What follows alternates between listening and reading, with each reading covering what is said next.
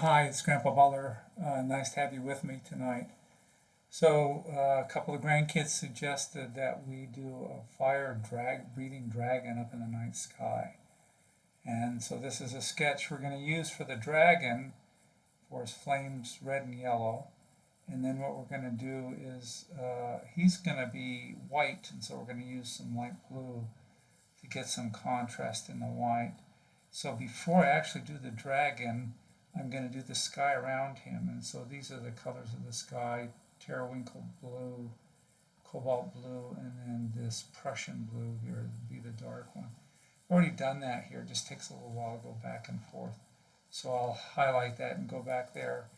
And then I thought in the foreground here we'll try some kind of nighttime, right? So these are going to be red mountains with a small village, which will work with black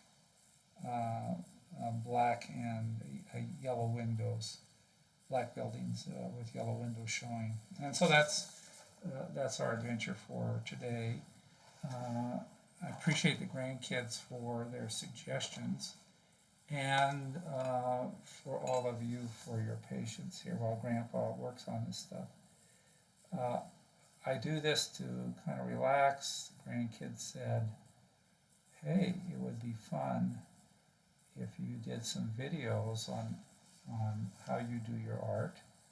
And so I'm doing that. Started doing this in May 2021. And I enjoy it a lot. It's very quick, but expressive for me. That's a lot of fun. So I'm outlining the dragon here. By the way, appreciate Soren for his technical advice and getting all this stuff going for me. And I love, in a profound way, all my children and grandchildren, friends and neighbors, and you too for logging in. So you can see what we're doing here. We're just kind of outlining. And I want to come back and do some touch up probably with my permanent ink at the end when I'm done with this. So I'm trying to go around now and kind of outline some of the stuff that I hope is going to be very dry at the end, so I can go through quickly and get it all caught up. So I'll go through the edges here just because this is all new to Grandpa, and I don't know how well it will go, but this seemed like the right way to approach it.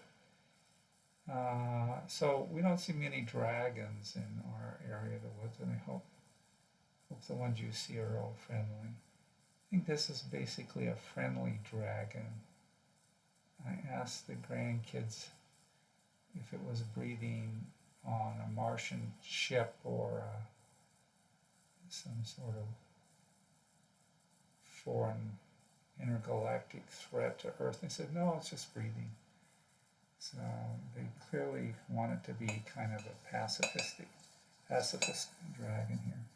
So we're going to start down here at the horizon here with our Terrawinkle blue colors. And Grandpa's art's pretty impressionistic. By impressionistic we mean he doesn't do a very good job, so he said, no, it's close enough. So that's kind of impressionistic, Grandpa's impressionistic art there. And so we're giving you impressions on how you might do the same kind of things if you were interested in doing the same, expressing the same way. So I could spend more time and integrate these colors one with another. But I want to just show you, give you an idea what you can do, how you can express yourself with these watercolor crayons. So there's different brands of them, and they all seem to be work quite well in doing this kind of expressive art here. What I should have done, I should have grabbed a bigger kind of watercolor brush than my standard brush. In fact, this is not my biggest standard brush. In fact, We're going to prove to you this is real time because Grandpa's going to reach over here and grab a bigger brush, which he thought he had, but he obviously doesn't have, even in real time. And we're not going to edit it out. How's that? Wow. So for the very top here, I'm imagining it's the night sky and getting darker. All I did is I added, it's still Prussian blue, but it's there's a little bit more pigment up here.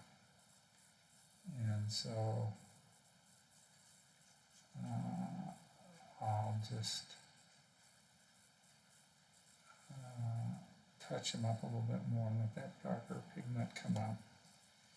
And then maybe have some lighter pigment there and not mess around too much because we don't want to spend too much time. Now we got the sky sort of, and that's good enough to give you an idea of what you can do. So let's get the village here. Again, this is kind of unrehearsed. This will be, we need the buildings here, and so we're going to have, these are humble abodes like the kind that Grandma and Grandpa live in here in our little village. And so there's a doorway and a window, and then in the foreground we'll do maybe a two-story job. This is the really wealthy people. They have 2 bedrooms in their house instead of just one. Wow, isn't that awesome? And then we'll maybe put a few lines there. And I think what we'll do is we'll now put in some bright yellow where the doors are, because again it's an impression. And then what we'll do is we'll work from the bright windows, because it's supposed to be night, outward into the black. See how that works out. And next time maybe we'll try a different approach if we do this again. So I appreciate people who've made suggestions about what kinds of things to do. So far it's been my grandkids, so I've got my brush here. And start on the inside, and then go out here, around. Wipe that off, start on the inside, get it going, and then come out, and around, and inside. Get that going, and then out and around. Yeah, so I should repeat myself over and over again, right? Like I'm teaching econometrics, x prime x inverse x prime y. That's the mantra we would teach our students.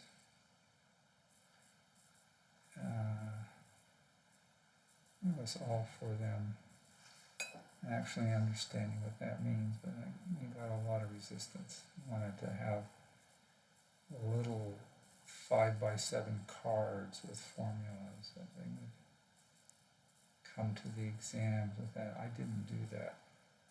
So I was voted the meanest professor ever. Okay, and the mountains here. Put in a little bit of mountains. Now mountains here, like our triangles, we'll connect them together and come down here into valleys here with a few strokes. The nice thing about these watercolor crayons is that you can leave the pigment behind as part of your expression of shapes, mountains, etc. Okay, let's put a little bit here, and then let's do those mountains, and then we'll come back, and I think the top will be dry enough that we can do our dragging it there. Now what I usually do is I only put my main object in ink, and sometimes it's what the person, animal, building, thing is hooked to, and sometimes it's something else as well as the object, but it's mostly thing and object. So what I'm doing here in this with this background is I'm not doing small thin lines for that. I'm leaving it as kind of suggestive. Okay, now we'll come up and get our yellow. So have yellow come out here and yellow in here. I've sort of done some little bit of work there, and maybe yellow from the back of this teeth. He's a back of the teeth yellow fire-breathing dragon, and then some reds here. And I haven't practiced this. I'm not sure if you practice this, you could find effective representations of fire coming out here. But again, I think we ought to work out from the yellows to the darker colors here. And let's do that, and then we'll come back and touch up some blues, and then we'll be almost done here. Touch up. So I'm getting my yellows wet first. I haven't done this a lot, as I've confessed to you, but what I do, I find that often it's nice to do the lighter colors first, so they don't get too lost when I start mixing with the darker colors. So I'm okay with that. Dragon here. Now here's under the dragon here, so instead of a shadow, I'm going to put kind of the equivalent of a shadow here and here, and on his other outstretched wings. And you know what? These are kind of little clawy things here. I should put little bits of yellow in there, just little markers. All right, so Grandpa is doing Impressionism. And what's Impressionism for Grandpa? It's calling his mistakes a symbolic representation. How's that? I think I ought to be able to do that. Right? I didn't really mean x prime x MW4, I meant x prime x inverse y. Yeah, something like that. Okay, so we kind of got our dragon here. And it's okay. It really is kind of okay. I meant this yellow to be here for an eye, and these yellows here for kind of clawy things. The blues here are kind of to give some dimension, even to my white dragon, otherwise white dragon. And some more kind of depth in terms of geophysical depth, spatial depth. Okay, so what Grandpa is now going to do, now that he's kind of touched these up a little bit, is Grandpa is just going to get his pen for a second and outline his dragon a little bit more. So you can see that I've done a few more highlights on a dragon, and I'm thinking right now what we ought to do to maybe make it more interesting.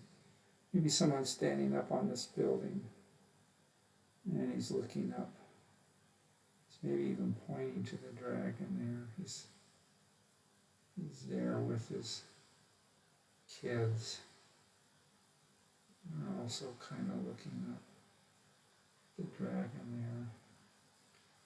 there. And even trying to wave to the dragon a little bit here. Okay, how's that? I don't know if you can see our guy down there and this kid. Maybe another, that's enough. So that was fun for me, and I hope that was a dragon enough for the grandkids and for any of you who happen on this channel. Thanks a lot for watching. Have a great day.